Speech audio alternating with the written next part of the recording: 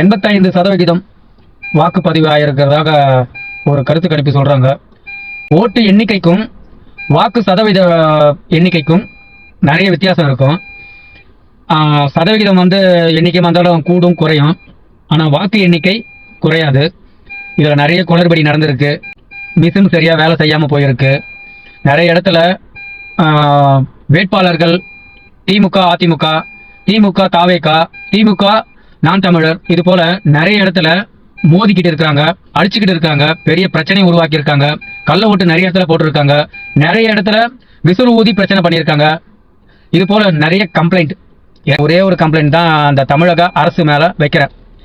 என்னன்னு கேட்டீங்கன்னா, 5 வருஷத்துக்கு ஒரு முறை தான் ஓட்டு போடுறோம், நிறைய கோடிக்கணக்கான செலவு பண்றோம். இதை காலையில் 6 to 6 12 ஹவர் வச்சிங்கன்னா இது எந்த வகையில் நியாயம்? பல ஆயிரம் மைல் கணக்கிலேருந்து ட்ராவல் பண்ணி என்னோட ஓட்டு என்னோட உரிமை அப்படின்னு ஓட்டு போட வந்தவங்களுக்கு நிறைய ஓட்டு போட முடியல. இங்கேருந்து ட்ராவல் பண்ணி தமிழ்நாட்டுக்குள்ளே இருந்தே ட்ராவல் பண்ணி போனவங்க ஓட்டு போட முடியல. இப்போ இங்கேருந்து மதுரைக்கு போகணுன்னா எத்தனை கிலோமீட்டர் இருக்குன்னு உங்களுக்கு தெரியும். அத்தனை கிலோமீட்டர் தாண்டி போனோன்னா எவ்வளோ டிராஃபிக் இருக்கும், எத்தனை டோல்கேட்டை தாண்டி போகணும், எவ்வளோ பிரச்சனை இருக்கும். ஒன்று கவர்மெண்ட்டு 3 நாளுக்கு முன்னாடி லீவு விட்டுருக்கணும். எல்லாருக்கும் கட்டாயமாக ஓட்டு போடணும்னு மட்டும் சொல்கிறீங்க. கேளம்பாக்கம் பஸ் ஸ்டாப்பில் எவ்வளோ பொதுமக்கள் அவங்க வாக்கு செலுத்துறதுக்கு ஆர்வத்தோடு வந்திருந்தாங்க. ஆனால் அவங்களுக்கு சரியான போதுமான பஸ்ஸே இல்லை, ட்ரெயின் புக்கிங்கே இல்லை, ட்ரெயின் விடப்படலை. மற்ற நேரத்திலலாம் ட்ரெயின் எவ்வளோ ட்ரெயின் விடுவாங்க, எவ்வளோ பஸ்ஸுகள் விடுவாங்க. அந்த தீபாவளி, பொங்கல் அந்த டைமில் எவ்வளோ விடுவாங்க. அந்த கோவில் விஷயத்துக்கு திருவண்ணாமலைக்கு எவ்வளோ பஸ்கள் விடுவாங்க. தமிழ்நாட்டில் அவ்வளோ பஸ்கள் இருந்தோம், ட்ரெயின்கள் இருந்தோம். மக்களை அவங்களோட ஊருக்கு போய் ஓட்டு போட இந்த தமிழ்நாடு அரசு போதுமான சலுகைகள் செய்யலை, போதுமான வாகனங்களை ஏற்பாடு பண்ணலை. அதனாலேயே மக்கள் 2 வீலரில், காரில் இந்த நேரத்தை. ஆனால் நீங்கள் எல்லாத்துலேயும் என்ன பண்ணுறீங்க? ஒரே நாடு, ஒரே தேர்தல், ஒரே உரிமை, ஒரே ரேஷன் கார்டுன்றவங்க, அதேமாரி வாக்கு செலுத்துறவங்க ஓட்டர் ஐடி இருந்தால் போதும், உங்களோட ஐடி நம்பர் இருந்தால் போதும், நீங்கள் எங்கே வேணாலும் வாக்கு செலுத்தலாம் அப்படின்னு ஏன் கொண்டு வரக்கூடாது? இந்த மாதிரி ஊர் விட்டு ஊர் போய் தான் ஓட்டு போடணும், ஊருக்குள்ளே தான் போய் ஓட்டு போடணும்னீங்கன்னா இது ரொம்ப சிரமத்துக்கு ஆளாகுது.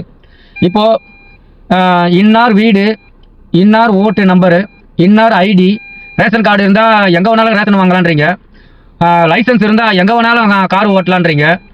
அதுபோல் ஓட்டு ஐடி இருந்தால், ஓட்டோட நம்பர் இருந்தால், நீங்கள் வசிக்கக்கூடிய, நீங்கள் வேலை பார்க்கக்கூடிய பக்கத்தில் இருக்கிற பூத்தில் போடலாம் ஓட்டு அப்படின்னு ஒரு சிஸ்டத்தை கொண்டு வாங்க. நீங்கள் தான் எல்லாத்துலேயுமே டிஜிட்டல் கொண்டு வந்துட்டீங்களே. கன்னியாகுமரியிலேருந்து டெல்லி வரைக்கும் ஒரு ஏடிஎம் கார்டை சொருவுனா 500 ரூபாய் எடுக்க முடியுது. நீங்கள் எந்த ஒரு இடத்துல வேணாலும், எந்த பேங்க்கில் வேணாலும், எங்கே இருந்தாலும் நீங்கள் பேங்க்கில் பணம் எடுக்க முடியும், பணம் போட முடியும். அதுபோல் இந்த ஓட்டு சிஸ்டத்தையும் கொண்டு வந்தீங்கன்னா ரொம்ப ரொம்ப ரொம்ப ரொம்ப நல்லா இருக்கும். பல ஆயிரம் மைல் கணக்கில் இருந்து Singapore, Malaysia, Dubai, Canada, America அந்த மாதிரி பகுதியிலேருந்துலாம் தபால் ஓட்டு போட முடியாதவங்க நான் நேரில் ஓட்டு போடணும், என்னோட வாக்கை நான் நேரில் போடணும் அப்படின்னு வந்தவங்களுக்கு நிறைய நீங்கள் டைம் கொடுக்காதனால அவங்க ஏமாற்றம் அடைஞ்சு கண் கலங்கி அழுகுறாங்க. என்னோட ஓட்டை என்னால் போட முடியல, நான் இத்தனை ஆயிரம் மைலுக்கு வந்திருக்கிறேன், சிங்கப்பூர்லேருந்து வந்திருக்கிறேன், என்னால் ஓட்டு போட முடியல, நான் மலேசியாலேருந்து வந்திருக்கிறேன், என்னால் ஓட்டு போட முடியல, டைமிங் குறைவாக கொடுத்துருக்காங்க. அது என்னங்க 6 to 6 இதுனா வேலை இதுவா? இத்தனை ஆயிரம் லட்சம் செலவு பண்ணி, இத்தனை ஆயிரம் கோடி செலவு பண்ணி மக்கள் ஓட்டு 100% வரணுன்றீங்க.